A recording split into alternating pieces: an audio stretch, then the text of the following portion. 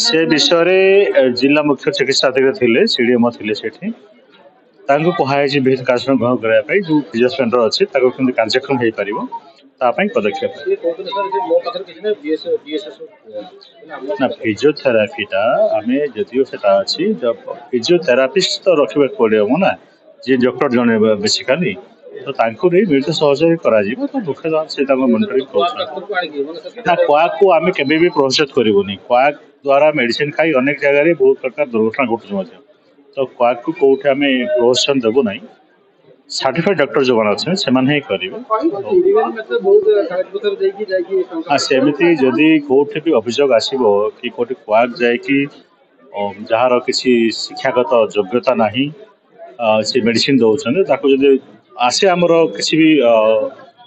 अभियोग आसे दृढ़